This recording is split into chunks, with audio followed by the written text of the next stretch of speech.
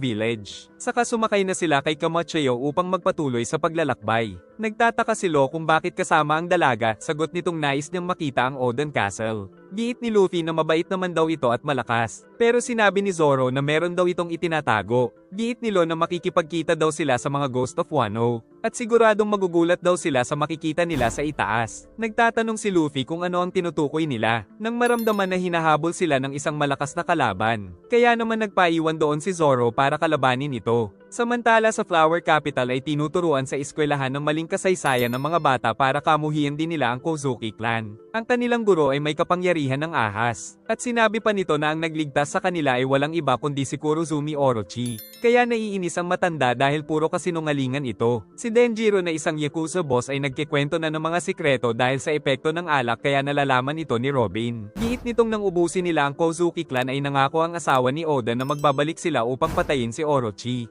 Pero alam niyang malabo ito dahil sinunog daw nila mga ito sa Oden Castle. Nang makarating sila sa itaas ay naiyak si Okiko sa naalala. Samantala si Zoro ay nakikipaglaban sa isang White Tiger na gumagamit ng espada. Pinakita ni Law ang mga puntod nang makita niya ang puntod ni Oden. Ngunit nakita din niya doon ang mga puntod nila Raizo, Kanjuro at Kinemon kaya naisip niyang habang wala sila ay namatay ang mga ito. Ngunit nakita din niya ang puntod doon ni Momo. Tapos sa isang gumuhong bahay ay nakita ang nanlilisik na mga mata. Unti-unti itong lumapit sa kanila kaya napasigaw ang bida pero si Kinemon lang pala ito. Tumakbo si Okiko papalapit dahil magkaibigan pala sila. Saka nalaman ng dalaga na sila Luffy daw ang tutulong sa kanila. Dumating na din si Momo na nag-practice daw ng espada. Kalaunan ay nakarating na rin doon sila Sanji. Kaya agad na lumapit si Momo sa mga siopaw ni Nami. Tapos ininggit pa nito si Brook. Saka na-inlove din si Sanji kay Okiko. Pinapalayas ni Brook si Momo pero nagalit pa ito. Nalaman nilang sila Law pala ang nagnanakaw sa farm. Pumasok sila sa loob ng sira-sirang bahay kaya puro aksidente ang naganap. Saka sinabi ni Kinemon na meron pa silang isang sikreto. Dahil ang totoo ay nanggaling daw talaga sila sa panahon na 20 years ago sa Land of Wano. Di makapaniwala ang mga pirata sa kanilang narinig. Kaya ipapaliwanag daw ito ni Kinemon. Ang pangalan daw talaga ng palasyo ay Kuri Castle, ngunit binigyan ito ng nickname ng mga tao na Oden Castle dahil sa pagmamahal nila dito. Napag-alaman na boring daw si Oden sa Flower Capital kaya nagtungo siya sa lawless area na tinatawag na Kuri. Pinagtulungan daw si Oden ng mga tulisan ngunit lahat sila ay tinalo nito. Ngunit nagpakita ang pinakamapanganib na tao sa Kuri na si Ashura Doji. Nagkaroon ng napakatinding duelo ang dalawa, ngunit sa huli ay si Oden ang nanalo. Dahil dito ay siya na ang naging pinuno sa bayan ng Kuri. Pagkatapos ay tinuruan niyang magtrabaho ang mga tulisan. Hanggang sa umasenso ang lugar at nakapagpatayo ng sarili niyang kastilyo at meron pang Paradise Farm. Kaya naging masaya na ang pamumuhay sa Kuri Village. Gumawa din sila ng mga bangka at mga tulay. Samantala naalala din ni Dogstorm ang nakaraan noong natatakot sa kanila ang mga tao. Pero dumating si Oden at iniligtas sila sa mga ito. Dahil dito ay si Oden daw ang kanilang hero. Naging napakagandang lugar ng Kuri Village dahil kay Oden. Pero nagsabuatan daw sila Orochi at Kaido upang ma-frame up si Oden kaya naging wanted ang kanilang hero. Patuloy na nakipaglaban si Zoro sa White Tiger hanggang sa matalo niya ito. Nang sa ibaba ay nakita niya ang isang daungan kaya nagtungo siya dito.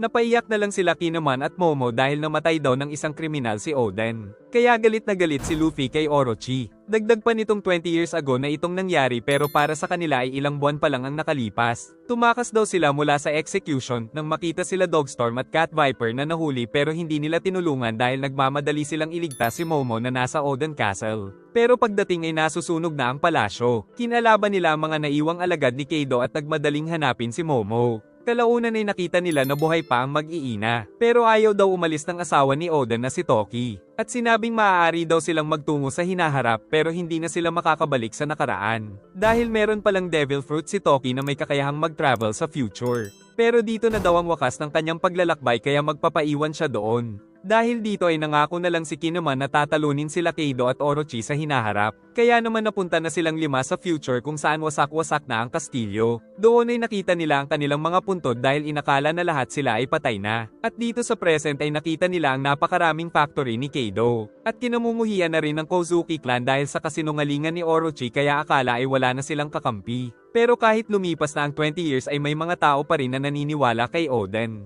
Labis na ikinalungkot ng 5 ang kanilang nakitang kalagayan ng Land of Wano, nang may dumating na mga samurai kaya naghanda si Kinemon. Pero ang mga ito ay kinikilala pa rin si Kozuki Momonosuke bilang tagapagmana ni Oden. Dahil sinabi daw sa kanila ng kanyang ina na sa ika-20 taon ay magbabalik ang kanyang anak, kaya naman hinintay daw nila ito. At ang palatandaan ng mga matapat na lingkod ay may mga buwan sa paa. Giit ni Kinuman na kailangan pa nila ng mas marami kaya nagpaparecruit pa siya ng mga kasapi. Inutusan daw nila si Okiko na mag-imbestiga, habang silang apat naman ay naglakbay upang magtungo sa Zou Island. Ngunit hinabol sila ng mga nakakitang tauhan ni Kaido. Kalaunan ay nasira ang kanilang barko at nahiwalay si Raizo sa kanila. Kalaunan ay nagkahiwa-hiwalay din sila Momo, Kinuman at Kanjuro dahil hinabol sila ng mga tauhan ni Doflamingo. Hinanap ni Kinuman si Momo sa Punk Hazard, pero pinutol-putol naman siya doon ni Lo. Ngunit dahil sa Straw Hat ay muli silang nagkita-kita. Pero sa ngayon ay hindi muna dapat malaman nila Kaido na buhay pa sila. Ang mga kasapi nila sa ngayon ay ang Straw Hat Pirates, Heart Pirates, ang Mink Tribe, at ang mga samurai na loyal pa rin sa Kozuki Clan. At kailangan daw nila ng matinding plano para matalo ang mga pinuno ng kalaban. Mangyayari daw ang labanan sa Onigashima Island kung nasaan si Kaido at ang mga alagad nito.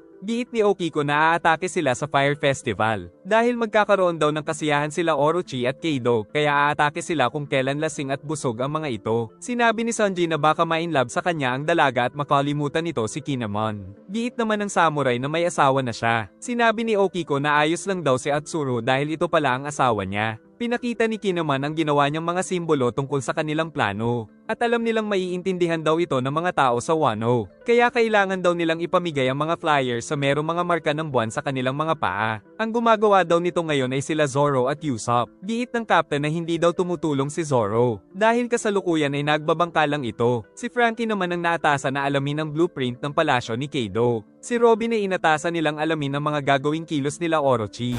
Dahil nandito na rin ang iba pang Straw Hat ay si Brook na daw ang kukuha ng mga pagkain. Si Nami naman ay magpapanggap na female ninja. Si Sanji ay gagamitin ang pagluluto nito para mas mabilis na mahanap ang mga taong may buwan sa paa. Si Carrot ay inutusan na makipagkita kay Dogstorm kasama si Okiko. Binigyan na sila nito ng mga dahon at gamit ang kakayahan ay nakapag-disguise na ang lahat kaya kinilig si Sanji sa outfit ni Nami. Nagtataka si Nami kung ganito ba talaga ang outfit ng isang female ninja. Sagot ni Kinemon na ganito dapat ang tamang outfit. Kalaunan ay tinawag ng samurai ang tunay na female ninja. Kaya nalaman ni Nami na ibang outfit ang binigay sa kanya ni Kinemon. Samantala ang disguise ni Brook ay isang skeleton na may ponso sa ulo. Giit ni Kinemon na unahin daw nilang hanapin ang tatlong mahahalagang samurai. At ang mga ito ay sina Koamatsu, Ashura Doji, at Denjiro. Ang target nila ay sina Kaido at Orochi. At magkikita naman sila pagkalipas ng 2 linggo sa araw ng Fire Festival. Patuloy na naghahanap si Usopp ng may mga buwan sa paa upang bigyan ng flyers upang malaman nito ang kanilang planong pag-aaklas. Nagkita ang tatlo para sabihin ang progress ng kanilang mga kanya-kanyang misyon. At may nabalitaan din daw si Usopp na malakas na mandirigma na may pangalang Shutenmaru. Naalala daw ni Sanji na nakalaban ni Oden si Ashura Doji pero bakit kasama ito sa mga kakampi nila. Giit ng samurai na naging matapat itong lingkod ni Oden matapos ng pagkatalo. At ngayon ay nabalitaan nilang Shutenmaru na ang pangalan nito at pinuno ito ng mga magnanakaw. Nagtanong ang bida kung malakas ba ito. Giit ni Okiko na isa ito sa pinakamalakas na samurai.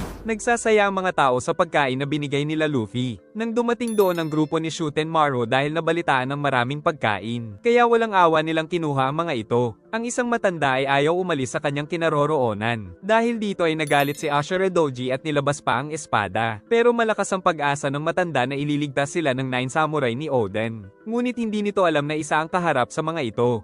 Biglang kinain ng isang halimaw ang mga tauhan niya sa likod. Saka nagpakita na dumating pala doon si Jack the Drought. Giit ni Jack na kaya hindi pa rin pinapatay si Shutenmaru ay dahil nais itong maging kasapi ni Kaido. Ngunit ayaw daw sumali ni Shutenmaru kaya sumugod siya at nakipaglaban kay Jack. Samantala si Kaido ay patuloy pa rin ang pag-inom ng napakaraming alak. Saka pinag-utos nito na dalhin sa kanya ang hinahanap niya. Pag-atake ng samurai ay naputol ang espada ni Jack. Ngunit napinsala din pala ang katawan nito. Dahil dito ay nagalit na si Jack sa kanya. Kaya muling naglaban ng dalawa gamit ang kanilang mga espada. Napatras si Ashura saka gumamit ng malakas na teknik si Jack kaya nadamay ang mga tao.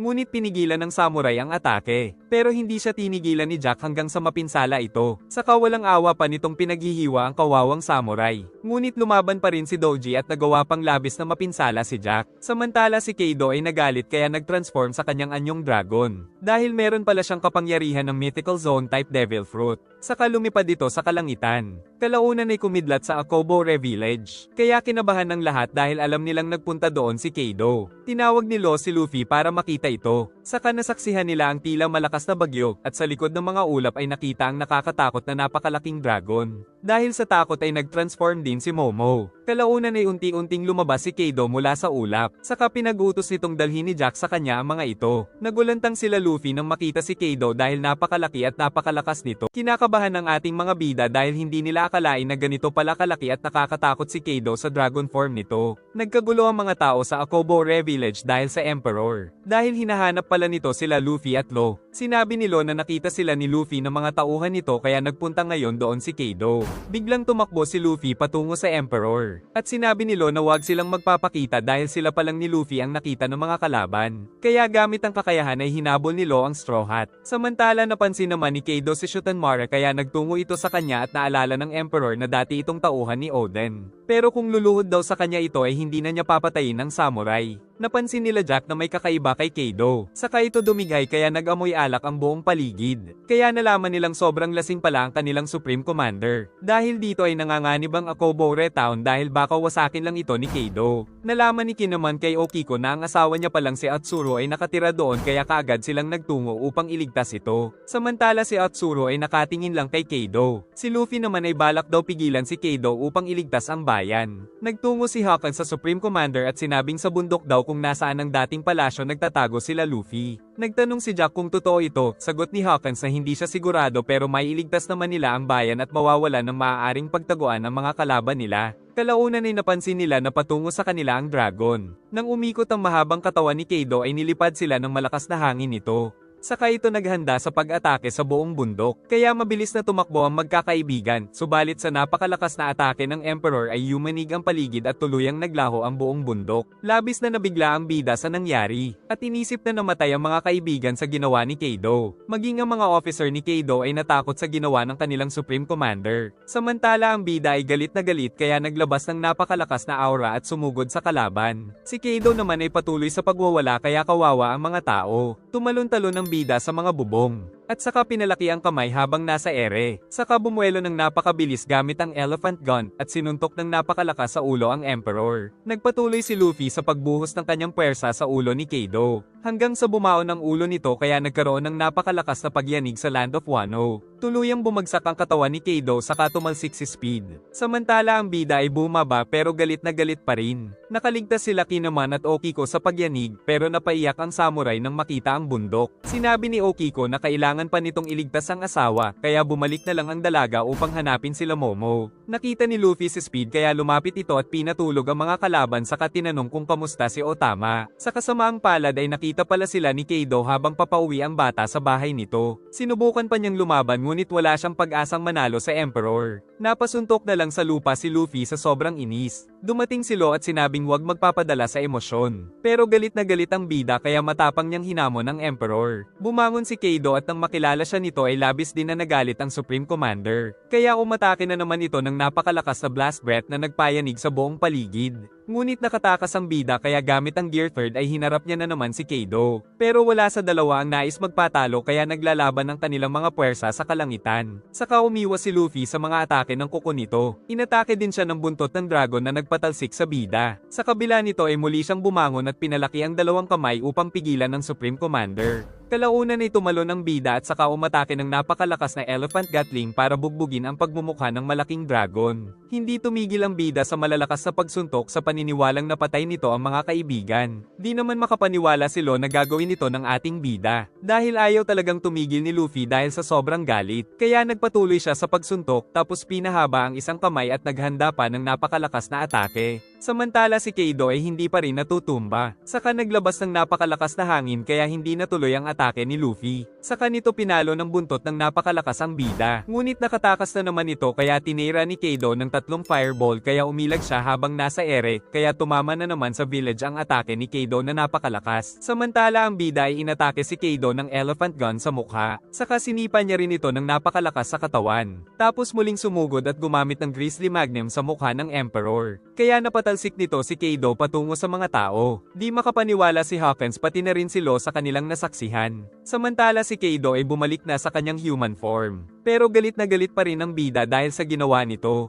Bumangon na rin si Kaido pero halatang lasing ang Emperor. Ngunit si Luffy ay tuluyan ng gumamit ng Gear Fort. Saka tumalon at mula sa itaas ay sinuntok niya ng napakalakas na gun sa pagmumukha si Kaido. Pero sa pagkakataong ito ay hindi niya napatalsik ang Emperor. Kaya sinipa ito ni Luffy sa tiyan. Tapos sinapok niya ulit sa mukha. Saka siya gumamit ng double culverin technique na tumama sa katawan ng Supreme Commander. Di pa nakontento dahil pinaulanan niya pa ng napakaraming suntok ang katawan nito at winakasan ng malakas na suntok sa mukha kaya tumalsik ng napakalayo ang kinatatakutang Emperor. Pagdilat ng mata ni Kaido ay kumidlat ng napakalakas. Dahil mas lalo lang itong nagalit dahil sa ginawa ni Luffy. Pinatunog nito ang leeg at ang braso, ngunit inunahan na siyang sumugod ng Straw Hat na pinalaki ang isang kamay, ngunit si Kaido ay umatake na rin. Nagtama ang kanilang mga atake, ngunit mas malakas ng maraming beses si Kaido kaya napatalsik ang ating bida sa pader. Sa katuluyan ng naubos ang oras ni Luffy sa paggamit ng Gear Fort. Nainis si Law dahil alam niyang mangyayari ito. Kaya sinubukan niya itong iligtas ngunit tinira siya ng pako na gawa sa Sea Prism Stone na kagagawan pala ni Hawkins. Saka nito sinimulang atakihin ng Straw Sword ang Death Surgeon. Natanggal naman ni Law ang pako kaya nagamit niya ang powers para makatakas. Kaya ipinahanap siya ni Hawkins sa mga tauhan. Samantala si Kaido ay namamangha daw sa tapang ni Luffy. Kaya pinag-utos nito na ikulong ang bida dahil kapag nawalan na daw ito ng pag-asa ay magagamit nila ito. Habang papaalis ay sinabi pa ni Kaido na napakahina daw pala ng mga Worst Generation Pirates. Ngunit kahit natutulog si Luffy ay nakatulog pa rin ang mga tauhan dahil sa haki nito. Nagulat si Shutenmaru dahil gumagamit din pala ng Color of Supreme King Haki si Luffy. Giit ni Kaido na hindi nila kailangan ng maraming hari. Saka siya nag-transform na dragon upang isunod si Law. Ngunit magiinom daw muna siya dahil sa mga suntok ni Luffy ay nawala ang pagkalasing niya. Samantala nanghihina si Law dahil sa tumusok sa kanya kanina na pako na gawa sa Sea Prism Stone. Pagdating ni Hawkins ay tuluyan na nilang nabihag si Luffy. Saka nangako siyang huhulihin si Law. Ang matanda ay inaasikaso nila Atsuro. Samantala si Kin naman ay hindi pa rin nagpapakita sa asawa dahil ayaw niyang madamay ito sa gagawing pag-aaklas. Bumalik si Okiko sa bundok upang tignan kung ayos lang ba ang mga kaibigan.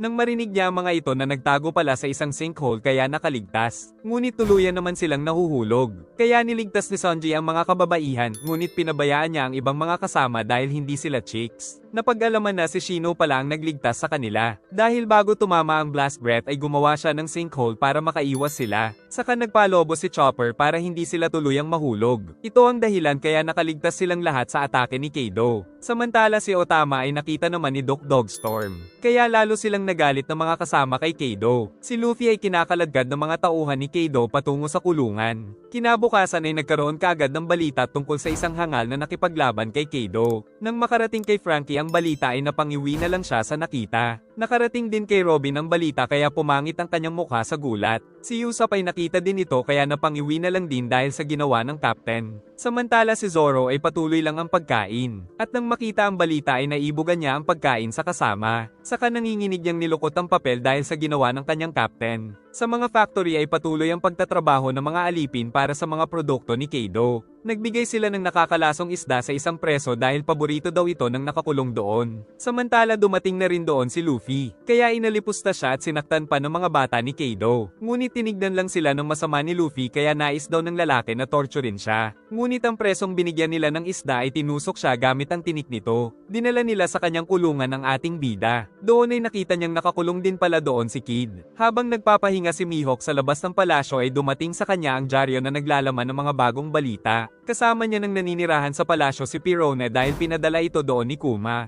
Inalok niya ng dessert si Mihawk ngunit ayaw nito ng matamis kaya hindi sila magkasundo. Kalaunan ay nakita ni Pirone sa dyaryo na buhay pa si Gecko na kanyang captain kaya tuwang-tuwa ito. Kaya aalis na daw siya sa boring na palasyo ni Mihawk. Ngunit na-realize niya din ang kabutihan ng swordsman pero nang magsalita ito laban kay Gecko ay inaway niya ito. At sinabing pinagsilbihan niya si Mihawk pero mas maraming beses daw na nagluto ang swordsman sa kanya. Nainis na talaga si Pirone kaya aalis na daw talaga siya. Pero nang sinabi ni Mihawk na mag-ingat siya ay naiyak ito. Saka siya nagpasalamat sa mga naitulong sa kanya ng swordsman. Giit ni Mihawk na tama ang kanyang desisyon na umalis dahil may kakaibang topic daw na pinag-uusapan sa conference na nagaganap ngayon. Ipinakita ang Pirate Island na tila isang paraiso para sa mga pirata, kung saan ang namumuno dito ay ang bagong emperor na si Blackbeard. Inutusan ni Gecko ang mga alagad na umatake dahil hinahanap niya si Absalom. Pinagbabaril ang mga zombie ngunit walang epekto sa mga ito. At tinanong niya sa isang pirata kung nasaan si Absalom pero hindi nito alam kaya hinanap niya si Teach. Samantala sa loob ay pinapanood lang siya nito. Nagpalabas ng mga shadow bat si Gecko saka tinanong ang isa pang tauhan ni Blackbeard. Kaya itinuro nito ang kinaroroonan ng Emperor. Lumabas si Pizarro na captain ng Blackbeard 4th ship dahil masyado daw maingay. Nagbanta si Gecko na wawasakin ang kuta nila kung hindi magpapakita si Teach. Nang makita niya si Absalom na malusog at malakas kaya natuwa si Gecko. Giit ni Gecko na delikado doon si Absalom dahil marami ang nagnanais ng devil fruit niyang invisibility. Nang biglang may umatake sa mga zombie at pati na sa kanya na invisible. Saka nagpakita ang invisible man na si Shiryu na captain ng Blackbeard 2nd ship. Napagtanto ni Gecko na may mali dahil kapangyarihan nito ni Absalom. Saka nagtransform si Absalom dahil ito pala ay ang captain ng 6th ship na si Katerina Devon. Nang malaman ni Gecko na patay na si Absalom ay nagbanta siyang uubusin sila pero hindi natakot si Katerina dahil napakarami nila doon. Samantala si Blackbeard ay ginamit ang kapangyarihan ng Tremor Fruit kaya yumanig ang buong paligid. Saka pinakitang lagpas 2 billion na pala ang bounty ng Emperor. Natatakot si Gecko dahil alam niyang wala siyang pag-asang manalo. Saka sinabi ni Blackbeard na tila nagsisimula ng maglaban-laban ng lahat ng malalakas para sa pinakamataas na trono na wala pang nakaupo. Samantala nagkaharap naman ang grupo nila Dogstorm at Shutenmaru. Nagsimulang maglaban ng dalawang mahusay na mandirigma. At mapapansin na patas lang ang kanilang lakas at galing sa espada. Sinusubukan pa itong kausapin ni Dogstorm para kumampi sa kanila. Ngunit nagpatuloy ang kanilang napakabilis na labanan ng espada. Kalaunan ay nagpalabas ng apoy si Kinemon para pigilan silang maglaban. Kaya umalis na lang ito at sinabing si Oden lang ang makakapagpasunod sa kanya. Sinabi ni Kinemon na pipilitin niya itong sumali sa kanila. Sagot ni Shutenmaru na hindi siya sasali sa mga nang iwan sa kanila sa loob ng 20 years. Dumating si Raizo at sinabing nakakulong daw si Luffy sa isang labor camp. Kaya nakiusap si Kinemon na subaybayan niya ito. Nakaligtas si Otama dahil iniligtas siya ng mga ito at nilunasan ng mga sugat. Nag-alala din siya kung anong nangyari kila Horselina at Luffy. Wala silang balita kay Speed pero si Luffy ay nahuli ng mga kalaban. Sa lugar ng Udon sa Land of Wano dinadala ang mga bilanggo nila upang pwersahang pagtrabahuhin. Doon ay binabantayan pa rin ng ninja ang ating bida upang malaman ang sitwasyon nito. Ngunit nang dumaan si Kid ay nahulog pa ang isang piraso niyang pagkain. Samantala napakahaba ng pila ng kababaihan dahil sa masarap na luto ni Sanji. Dumating ang nagbibigay ng balita kaya nang hingi si Frankie at nakita ang mukha ng bagong wanted na si Hitokiri Kamazo. Dahil kamakailan ay napakarami daw nitong nabibiktima tuwing gabi gamit ang kalawit nito. Isa pang wanted ay ang magnanakaw na si Ushimitsu Kozo na nagnanakaw sa mayayaman at binibigay sa mahihirap. Habang naglalakad ay nakita nila ang crescent moon sa paa ng isang samurai. Nang makita nitong may naglagay pala ng flyers sa kanyang damit, nagpatuloy ang pagbibigay ng flyers ng mga tauhan nilo sa mga may crescent moon na tattoo. Naintindihan naman ito ng mga nakatanggap ng flyers kaya magpupunta daw sila sa sinasabi nito upang matapos na ang paghahari ni Orochi sa kanila. Dahil maraming nabuhat na bato ay nakakain ng marami si Kid. Samantala nagpapalakas naman si Luffy. Palihim na umakyat sa bubong ang dalawang ninja. Tapos gamit ang kakayahan nito ay nabutas niya ang pader. Hanggang sa makarating sila sa kisame saka gumawa ng butas para tignan ang plano ng mga kalaban. Ngunit nakita sila kaya inatake ng sibat at napatakbo na lang ang dalawa. Pero dahil napakaingay ni Shinobu ay nalalaman kung nasaan sila. Samantala si Jack ay binubuli ng dalawang pinakamataas na officer ni Kaido na sina King at Queen. Napakaingay talaga ni Shinobu kaya dumating pa ang maraming bantay. Kaya nagpanggap na lang na isang pusa si Nami. Pero dahil natumba sila ay umatake ang mga ito ng napakaraming sibat sa kisame na ikinatakot nila kaya mabilis na tumakas ang dalawa. Nakaligtas naman sila ngunit nagtataka si Nami sa kasama niyang ninja. Giit ni Shinobu na may phobia kasi siya sa mga patalim. Kalaunan ay ginamit naman nila ang saranggola ni Shinobu para tuluyang makatakas. Dahil nalaman na pala nila ang kailangang impormasyon sa delivery ng mga armas kaya nanakawin daw nila ang mga ito. Habang nasa ere ay nakita nila ang napakahabang pila sa bayan. Dahil pala ito sa tindang ramen ni Sanji. Pero puro babae ang customer kaya hindi nito nagagawa ang misyon na hanapin ang mga magigiting na samurai. Hindi naman alam ni Sanji na pinagbabalakan na siya ng masama ng mga tulisan. Patuloy ang trabaho ng mga preso sa udon. Nang oras ng pagkain ay nagreklamo ang isang matanda sa konting pagkain. Pero pinalo pa siya nito ng napakalakas. Ginagalingan ni Luffy para sa pagkain pero kinakalaban siya ni Kid kaya napakarami nilang nabuhat ng mga bato. At kahit puno na ang barko ay gusto pa rin nilang magtrabaho. Dahil sa dami ng nabuhat ay napakarami nilang tiket para sa pagkain. Kaya napakarami din nilang nakuha na dumplings. Pero nag-aaway pa rin sila kung sino ang mas madaming nabuhat. At baliktad din ang nangyari dahil ang mga bantay ang natatakot sa kanila. Subalit nagagalit ang Vice Warden dahil walang natirang pagkain para sa kanya.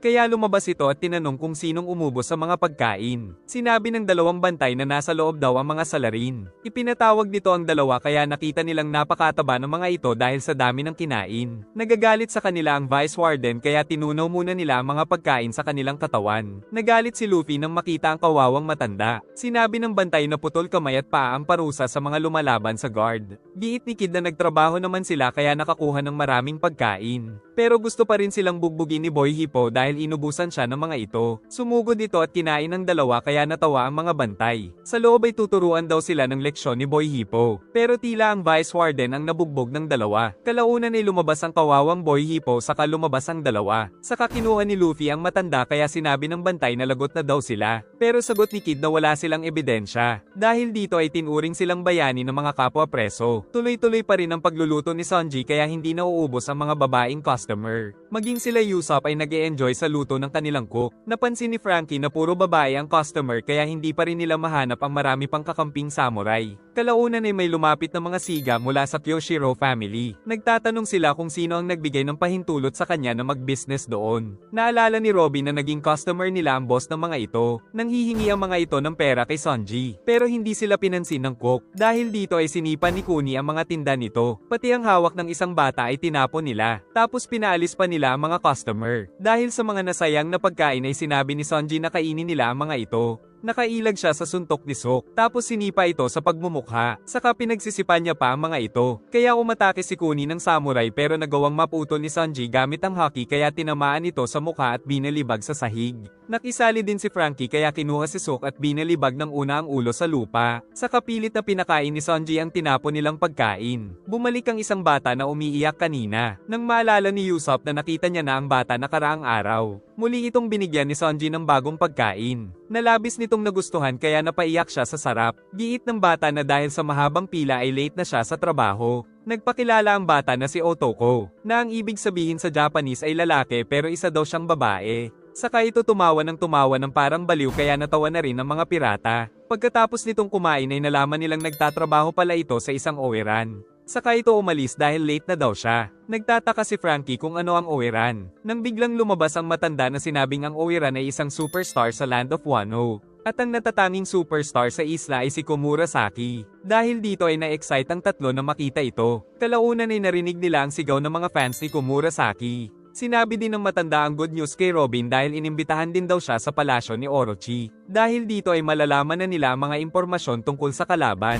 Samantala si Luffy ay patuloy ang trabaho. Nagpasalamat sa kanya ang matandang iniligtas kahapon. Saka binigyan niya pa ito ng mga tiket para sa pagkain kaya muli itong nagpasalamat. Nagpakita sa kanya si Raizo na nag-report tungkol sa susi ng Sea Prism Stone na nakatago sa isang box na bantay sarado. Pero sisikapin daw niyang makuha ito para makatakas si Luffy. Napakaraming mga tao ang nag-aabang sa superstar ng Wano habang patungo ito sa palasyo. Ang iba ay hindi daw kinakaya ang labis na kaningningan nito. Dumating na din doon si Otoko na na-late dahil kumain pa siya ng ramen. Samantala may mga kalalakihan ang umiiyak habang nakikita ang superstar sa Land of Wano. Patuloy na nagtrabaho ang ating bida nang lumapit sa kanya si Caribou para tuksuhin siya. Ito pala yung sira-ulong pirata na nakilala nila nung nagpunta sila sa Fishman Island. Sa kasamaang palad ay tinalo daw ito ni X-Drake kaya nakakulong siya dito ngayon. Nanghihingi si Caribou ng mga tiket upang makakain ng maraming dumplings. Dagdag pa nitong alam niya daw na nagtatangkang tumakas si Luffy. Nagsumbong ang mga binugbog ni Sanji sa kanilang boss. Pero busy daw si Kyoshiro kaya inutos na tawagan si Queen para magpadala ng mga assassin sa cook. Samantala si Orochi na isang dragon na maraming ulo ay sabik na sabik ng maangkin ng kagandahan ni Komurasaki.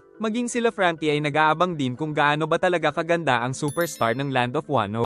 Samantala ang tatlong lalaki naman ay galit na galit sa superstar. Nakita nila Frankie ang mga ito, at sinabi nilang kasalanan daw ng superstar kung bakit sila napatalsik sa village. Sumugod ang mga ito nang biglang dumating ang isang bantay at mabilis na tinalo ang tatlong lalaki. Isang taon nang nakalipas ay nagpapakasarap si Bingo sa lugar na maraming chicks dahil marami siyang salapi. Nang magmakaawa sa kanya si Komurasaki na tubusin niya ito mula kay Orochi pero napakamahal ng babayaran, ngunit sa kabila nito ay pumayag ang lalaki. Kaya ginipit niya ang mga may utang sa kanya para makapaglabas ng paunang bayad para matubos ang dalaga. Pero dahil niloloko lang pala siya nito ay nakabingo sa kanya si Komurasaki. Nagpatuloy siya sa panggigipit sa mga may utang sa kanya upang tuluyang mabayaran ang dalaga at magkasama na daw sila. Pero sinabi ng dalaga na may nag-offer pa daw ng mas mataas upang makuha siya kaya ibinente ni Bingo ang isa niyang bahay para kay Komurasaki. Iiwan na rin daw si Bingo ng kanyang asawa dahil sa ginagawa nito pero wala siyang pake dahil uto-uto siya kaya binigay niya ang lahat ng salapi sa dalaga. Ilang araw ang nakalipas ay ipinagbili niya daw ang kanyang bahay ngunit pagdating ay may sakit daw si Komurasaki kaya hindi niya ito nakita.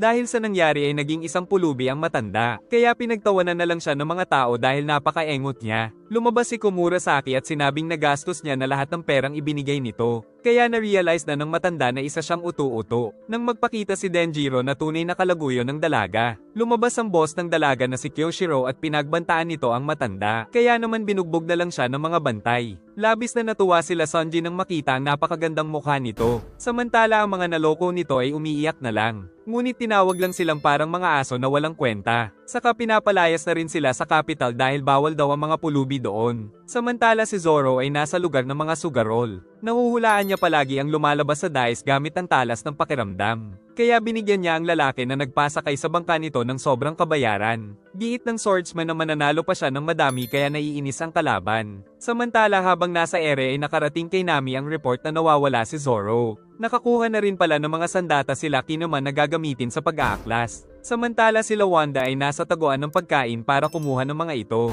Kasama nila ang dalawa pang mink para kumuha ng mga pagkain. Humingi ng tawad si Frankie dahil na late siya dahil sa magandang superstar. Agad naman siya nitong pinatawad dahil mabilis at magaling daw magtrabaho si Frankie. Giit ng cyborg na magtatrabaho pa siya ng mas mabilis kung ipapakita sa kanya ang blueprint ng palasyo ni Kaido. Ngunit sinabi ng matanda na naisangla niya na pala ito. Sinugod siya ni Frankie dahil nasayang ang kanyang pagtatrabaho ng isang linggo kaya pinaulanan niya rin ito ng mga rocket. Kaya naman natanggal na siya sa trabaho pero wala na siyang pake. Nagtungo sa pawn shop si Frankie para sa blueprint. Ngunit sinabi ng lalaki na si Kumagoro daw ang nakakuha nito. Nagtungo siya sa lalaki pero nasa landlord niya na daw ito na si Kobe. Nagtungo siya sa landlord pero ibinigay daw ito ng matanda sa isang chicks. Pinagpasapasahan siya ng mga ito hanggang sa malaman niyang kinuha ito ng isang lalaki na nagmula sa kuri na nakatago ang mukha. Sa paghahanap ay nakita niya si Kanjuro na nagtitinda ng mga drawing niyang isda. Kaya sinabing nasayang ang oras niya sa Master Carpenter dahil wala doon ng blueprint. Nireport niya ito kay Kinemon. Kaya sinabi ng samurai na tulungan na lang niya ang misyon ng mga kasama. Dumating na rin ang mga nagnakaw ng pagkain.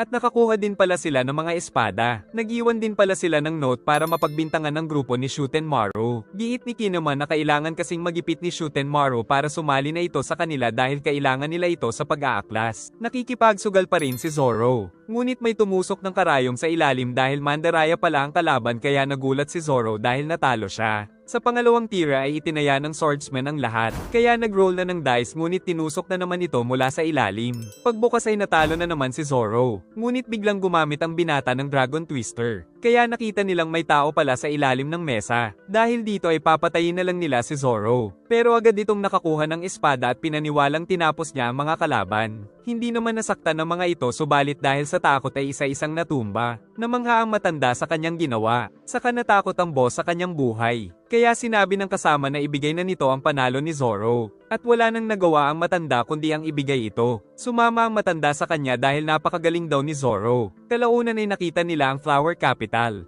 Giit ng matanda na madadaanan muna nila ang kanyang bayan. Samantala ang CP0 ay napilitang direktang makipag-deal kay Orochi dahil sa pagkawala ng broker na si Doflamingo. Giit ng Shogun na humihingi siya ng warship kapalit ng mga produkto nila. At hindi daw siya natatakot sa world government dahil alam niyang hindi sila matatalo dahil si Kaido ang kanyang backer. Binuksan na rin ang gate ng palasyo upang makapasok si Komurasaki. Samantala patuloy ang pagsasanay ni Momo. Ngunit nagtatanong si Otama kung meron siyang kapatid. Sagot ni Momo na kung buhay pa si Hiyori ay 26 years old na ito. Pero sa kanya na ito hahanapin kapag nanalo na sila sa digma. Nang makarating sila Zoro sa Abisu Town ay napansin ni Zoro ang labis na kahirapan ng lugar. Ngunit sa kabila nito ay napakamasayahin pa rin ng mga tao dahil tawa lang sila ng tawa. Sa palasyo ay binuksan ng napakaraming pinto sa kinaroroonan ni Shogun Orochi. Inihain ng mga katulong ang masasarap na mga pagkain pero ayaw ito ng Shogun dahil ang paborito niya ay ang masarap na isda. Tinapon pa nito ang mga alak ng walang dahilan. Tapos hinanap niya ang mga magagandang babae. Samantala sa Abisu Town ay tawa pa rin ng tawa ang mga tao kahit na nagugutom na sila. Maging si Zoro ay pinagtawanan ng mga ito. Ngunit sinabi ni Tonoyasu na ito daw ay ang ginagalang niyang Ronin. Lumapit ang isang babae at pinilit siyang umiti para daw lumapit ang swerte. Saka sinabi ng mga tao na dumating na naman daw si Ushimitsu kagabi kaya kahit papano ay nakakain sila dahil nagnanakaw ito sa mayayaman at ibinibigay sa kanila ang mga ito.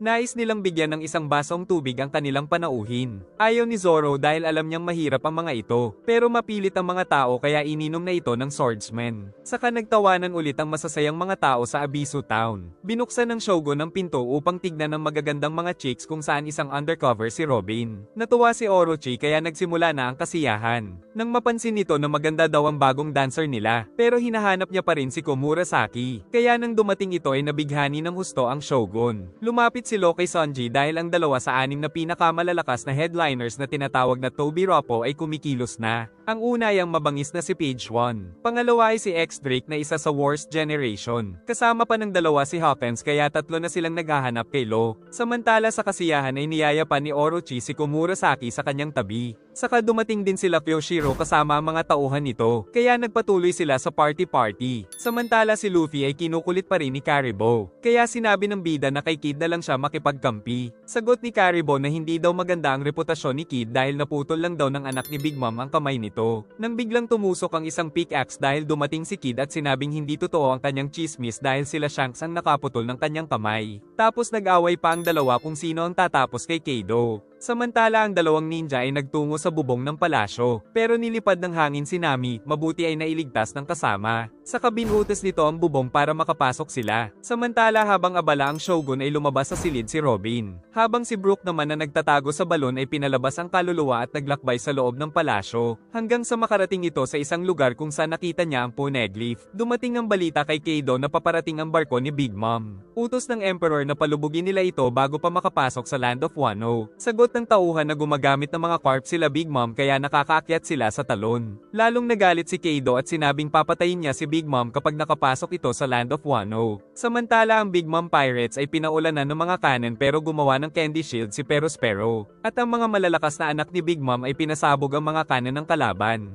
Habang si Big Mom ay nangakong tatapusin ng Straw Hat. Nagtungo si Raizo kay Luffy upang sabihin na ayos lang si Otama. Ngunit may paparating na guard kaya umalis muna ang ninja. Tinutok ang malalaking mga cannon sa barko ni Big Mom kaya naghanda si Linlin. Saka pinaputok ang mga cannon kaya umatake na rin si Big Mom. Nakita nilang tagumpay nitong nawasak ang huling linya ng depensa kaya papaakyat na ang mga ito sa waterfalls. Kaya sinabi na lang ni Kaido na maghanda ang lahat sa napakatinding digmaan. Giit ni King na hindi na nila kailangang maghintay na makapasok ang mga ito, kaya sumugod na siya at nag-transform na isang pterodactyl. Nang malapit na silang makarating sa tuktok ay sumugod si King kaya pinagbabaril siya ng mga ito ng Gatling.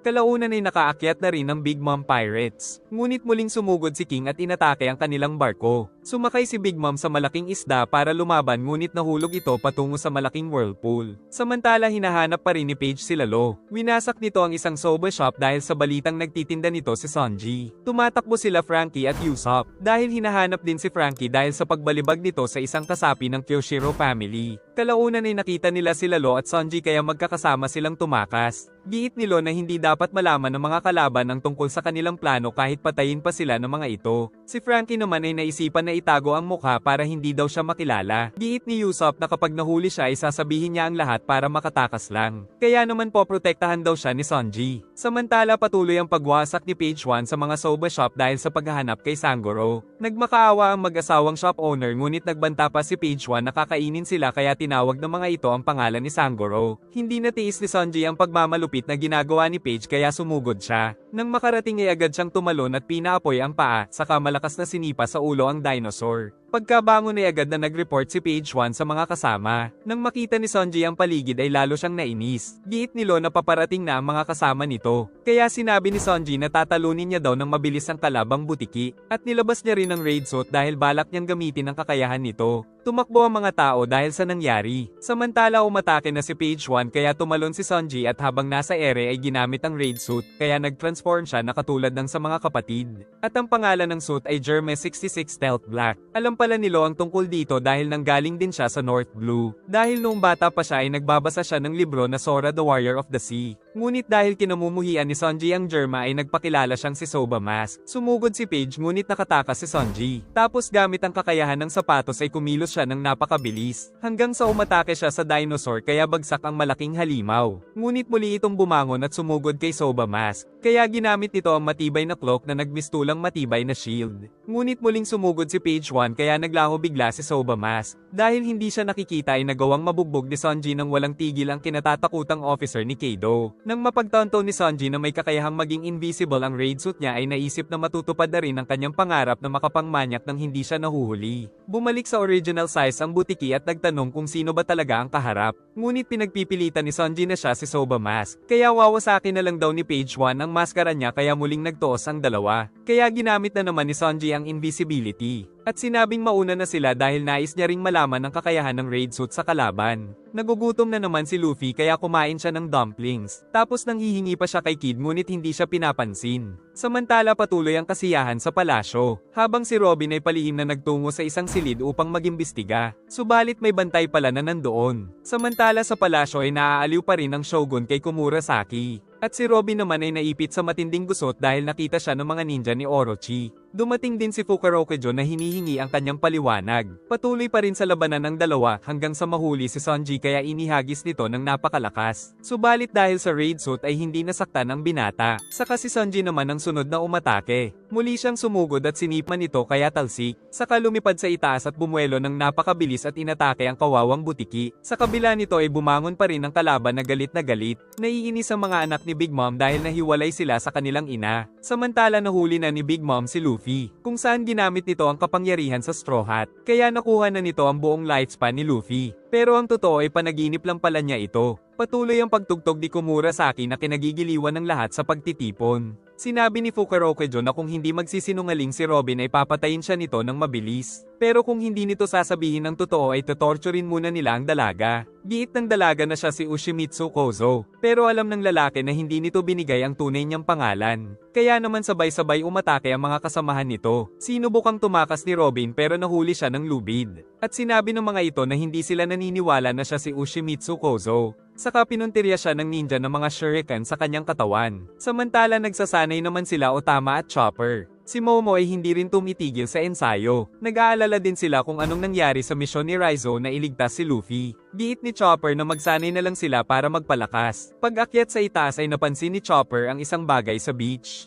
Samantala labis na nahihirapan si Robin sa ginawa ng mga ninja. Pero naglaho ito dahil isa lang palang decoy ang inatake nila. At ang tunay na Robin ay nagmamadaling tumakas sa kaagad din siyang nag-report kila Nami tungkol sa maraming ninja ni Orochi. Giit ni Shinobu na siguradong hahuntingin si Robin kaya kailangan nila itong iligtas. Nakita siya ng isang lalaking lasing. Kaya inalalayan niya ito pero kinuha niya pala ang maskara. Inutos naman nila Nami na hanapin ni Brook si Robin kaya pinalabas na naman ito ang kaluluwa. Samantala inutusan ni Fukarokujo ang mga ninja na hanapin ang babae. Si Robin naman ay muling pumasok sa loob para doon magtago sa tabi ni Orochi. Nakita nila Chopper ang malaking nilalang sa dalampasigan. Ngunit nang tignang maigi ay nagulat ang reindeer. Pinagsilbihan ni Robin ang Shogun. At nakuha naman niya ang loob nito. Dito ay harap-harapang tinanong ni Robin kung totoo bang magkakaroon sila ng inuman sa araw ng Fire Festival. Sagot ng Shogun na lahat ng official sa Land of Wano ay mag-iinom doon. Nakiusap si Robin na imbitahan din siya doon at kagad namang pumayag ang Shogun. Samantala hinahanap ni Brook si Robin nang makita siya ng mga ninja.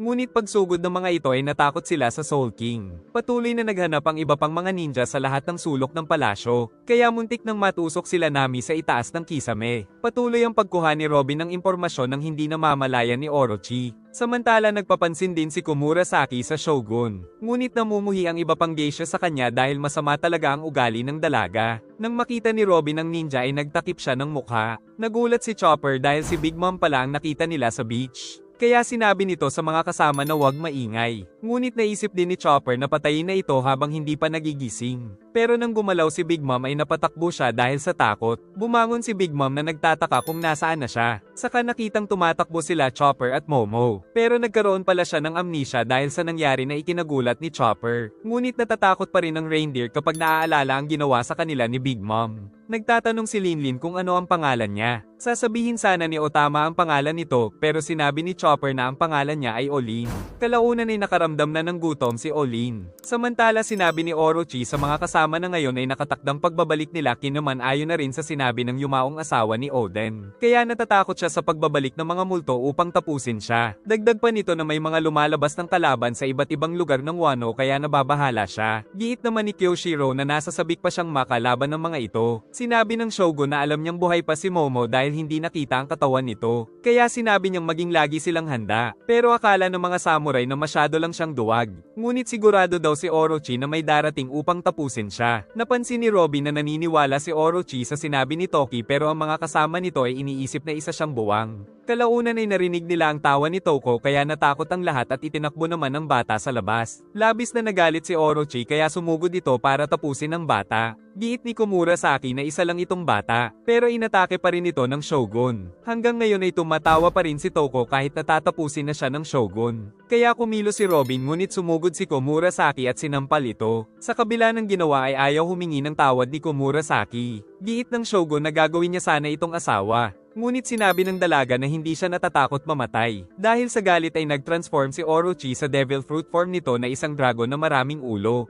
Nais man niyang patayin ng dalaga ay nanghihinayang siya sa kagandahan nito. Kaya nais ng Shogun na humingi na lang ito ng tawad. Pero hindi raw magmamakaawa ang dalaga sa kanya. Dahil dito ay galit na si Orochi. At ang mga tao doon ang pinagdiskitahan niya dahil ayaw patayin ng babae. Ngunit nakita na si Robin ng isang ninja kaya dumating ang mga kasama nito at hinabol siya. Pagkatapos ay tuluyan ng kinagat ng Shogun ang magandang dalaga. Si Robin naman ay tinugis ng mga ninja, habang si Brook ay hinahabol ang iba pang ninja. Tumawa naman ng parang baliw si Kyoshiro dahil may masamang binabalak ito. Nakiusap ang isang samurai sa ninja na pigilan ng Shogun. Pero abala daw ang mga ito sa intruder na si Robin. Saka pinaligiran ng mga ninja ang dalaga. Ngunit dumating ang iba pang ninja na hinahabol ni Brook. At nang umikot ang ulo nito ay natakot sila kaya nakaligtas sila Robin. Saka nagpalabas ang dalaga ng malaking kamay para paluin ang isang ninja. Pinalo pa nito ang dalawang ninja saka sila tumakbo. Tapos niligtas siya ni Brook mula sa baril. Saka tumakbo na naman ang mga ito dahil sa takot. Samantala nagtatago pa rin sila Nami sa kisame. Ngunit nahuli siya sa leeg ng kadena kaya agad na pinutol ng kasama. Saka nagpakita ang isang ninja na si Hanzo na naalala ang sikat na man killer noon.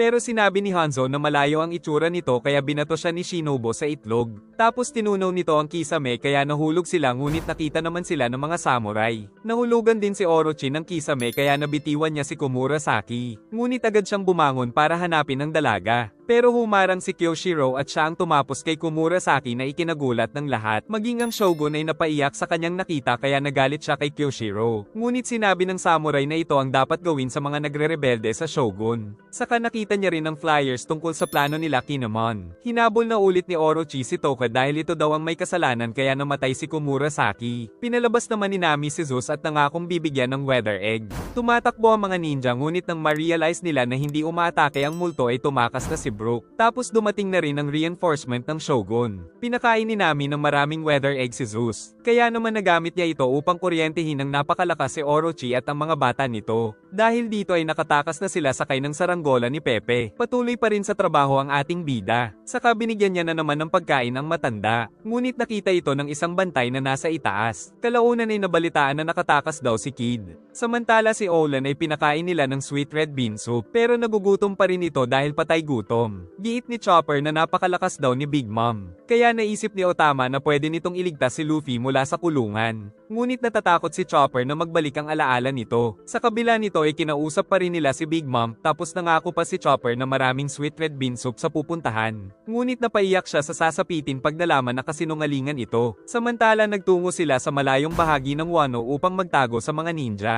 Ngunit hanggang ngayon ay naaalala pa rin nila ang sinapit ni Komurasaki. Giit ni Kanjuro na hindi ito mangyayari kung ang Yakuza boss pa rin ay si Yogoro. Dahil ang bagong Yakuza boss ay malupit. Sinabi ni Robin na ang mga nalaman niya lang ay ang oras ng paggising ni Orochi, ang dadalhin nilang offerings, ang mga paborito ni Kaido at ang bilang ng mga sundalo. Kinwento din ni Brook na nakakita siya ng poneglyph doon. At nagpasalamat naman si Kanjuro sa mga tulong nila. Kinabukasan ay laman na ng balita ang pagkamatay ni Komurasaki. Labis na nalungkot si Sanji nang malaman ito. Nang maisip ni Sanji na gamitin ang invisibility sa paliguan ng mga babae. Kalaunan ay nabasa nila sa dyaryo na nakatakas na si Kid. Dahil sa balita ay seryoso ang lahat, pero naghahanap pa rin ng women's bath si Sanji kaya binanatan nila ito. At dumating ang mga bata kaya pinaglaruan nila ang raid suit. Samantala ang mga anak ni Big Mom ay walang magawa kundi ang maghintay dahil nagbabantay si King.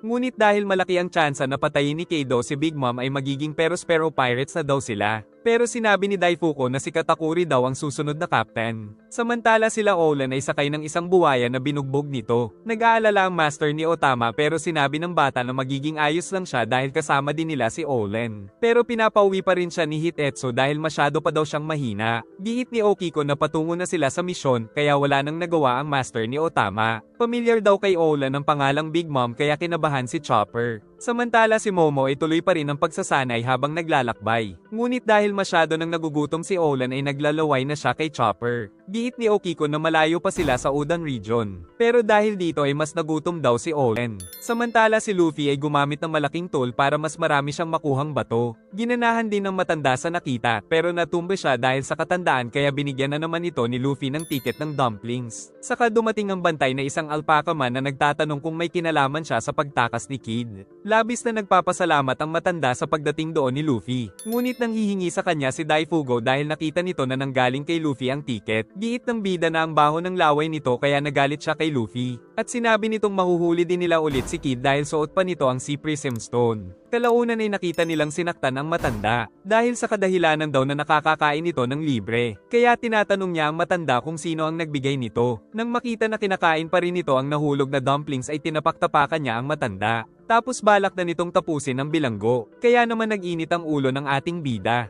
Sa Executive Tower ay nagpanggap si Kanjuro na isang bantay na may nakita daw na susi ng Devil Fruit User Cuffs. Ngunit nang ilalagay na ito ng mga bantay sa kahon ay bigla niyang kinuha ang maraming susi, sa kanya binanata ng mga sumugod na bantay. Saka nagpakilala na siya ay si Raizo the Mist. Tapos inatake niya ng malalaking shuriken ang Crabman. Tinatanong pa rin ni Daifugo kung sino ang nagbibigay ng food ticket sa matanda. Ngunit ayaw nitong sabihin kahit nakamatayan pa ang kapalit. Giit ng matanda na pinaalala sa kanya nang nagbigay ng food ticket ang masasayang nakaraan noong isa pa siyang Yakuza boss. Pero sinira daw ng mga asungot ang panahong ito. Nagalit si Daifugo kaya balak siya nitong patayin. Ngunit biglang sumugod si Luffy at sinipa ito sa pagmumukha para iligtas ang matanda. Dahil dito ay sinabi ng mga bantay na papatayin na daw si Luffy. Nakarating kay Solitaire ang balita na may kumuha sa susi. Samantala si Raizo ay mabilis na tumakas sa mga guard tapos nag-iwan pa siya ng mga spikes. Nagtungo si Queen sa kulungan kaya binuksan ang gate. Saka nagtaka ito kung bakit maingay sa loob. Naiiyak ang mga bilanggo dahil siguradong katapusan na ni Luffy. Saka lumapit ang mga bantay para patayin ang dalawa. Ngunit sa kabila nito ay nagagawa niya pa ring matalo ang napakaraming mga bantay na sumusugod. Nagtataka si Daifugo kung bakit nakakalaban pa rin si Luffy kahit may Sea Prism Stone. Kalaunan ay dumating si Warden Babanuki. Ngunit tinuturing niya lang daw itong training kaya sumugod pa ang bida. Umatake ang elephant sa dibdib ni Babanuki patungo sa bida kaya sumabog siyang kasama nito. Kalaunan sinabi sa Warden na dumating na doon si Queen. Dahil dito ay umalis muna si Babanuki, samantala si Luffy ay nasaktan dahil sa pagsabog. Si Queen naman ay tinitignan pa rin ang litrato ni Komurasaki kaya nagpas siyang magtungo mamaya sa brothel. Nag-iisip naman ang mga bantay kung sasabihin ba nila kay Queen na patay na si Komurasaki. Nagsimulang sumayaw at kumanta si Queen kasama ng mga bata nila, at pinakitang meron siyang 1.32 billion bounty. Sila Luffy naman ay nagsimulang tumakas. Kalaunan ay nag-report si Babanuki ng mga problema niya. Ang una ay ang pagtakas ni Kid. Pangalawa ay may nagnakaw sa susi ng Sea Prism Stone. Pangatlo ay tumatakas ngayon si Luffy. Kaya pinag-utos si Queen na hulihin na ito kaagad. Pinipilit naman ni Luffy na makatakas mula doon. Pero pinagbabato na siya ng walang tigil ng maraming mga bantay. Hanggang sa mahulog ang bida kaya tumalon-talon para mabawasan ang impact. Tapos muli na namang umatake si Babanuki pero pinrotektahan pa rin ni Luffy ang matanda. Samantala si Raizo ay hinahanap si Luffy sa kulungan pero wala doon ang bida. Nahulog sila Luffy dahil sa atake ni Babanuki. Saka sila pinaligiran ng napakaraming mga bantay sa kulungan. At sa utos ni Babanuki ay sumugod ang mga ito pero tumalon ang bida at isa-isa silang kinalaban. Umatake din si Daifugo upang makabawi sa ginawa sa kanya pero hindi matamaan. Kaya umatake na naman si Babanuki ng Elephant Cannon. Hanggang Hanggang sa mahulog si Yogara tapos dumating pa si Daifugo kaya muntik na silang tamaan, pagkatapos ay magkasabay silang nahuli nito. Samantala sila Frankie ay pinayagan ni Tonoyasu na doon muna magtago. Napansin din nila na nawawala si Sanji. Kaya naalala nilang naghahanap ito ng women's bath para mangmanyak. Samantala magkakasama ang tatlo sa women's bath. Ngunit ayaw maligo ni Robin dahil baka may dumating na mga kalaban. Giit ng mga kasama na walang kalaban pero merong mga manyak doon. Akala ni Shinobu ay siya ang tinitignan ng mga ito pero nagalit ang mga lalaki dahil sila Robin ang type nila. Kaya naman binasag ng ninja ang mga itlog ng mga manyak. Paglabas ay nakita nila ang isang octopus na si Sansok dahil ito daw ang tagahugas ng mga likod nila. Habang inaasikaso sila ni Sansok ay sinabi ni Shinobu na kung mahahanap nila ang dating Yakuza boss na si Yogoro ay makakapag-recruit sila ng mas marami. Dati din daw siyang nagtrabaho kay Fukurokuju pero nang kumampi ito kay Orochi ay umalis na siya. Ito ang dahilan kaya kilala siya ni Hanzo. Giit ni Queen na kung sasali si Luffy sa grupo ni Kaido ay hindi na ito papatayin pero ayaw talaga ng bida. Hawak na ni Raizo ang susi pero nasa panganib na si Luffy. Habang nagtatago ay nakita si Raizo ng isang preso. Dahil ito pala ang isa pa nilang kasamahan na si Kawamatsu. Kaya napaiyak na lang siya dahil buhay pa pala ito. Sinabi ng ninja sa kasama ang tungkol sa plano nila. Ngunit hindi nito napansin na umalis na ang kariton kaya sinugod siya ng mga bantay kaya tumakas siya gamit ang teknik. Sa utos ni Queen ay dumating ang execution platform para patayin sila Luffy.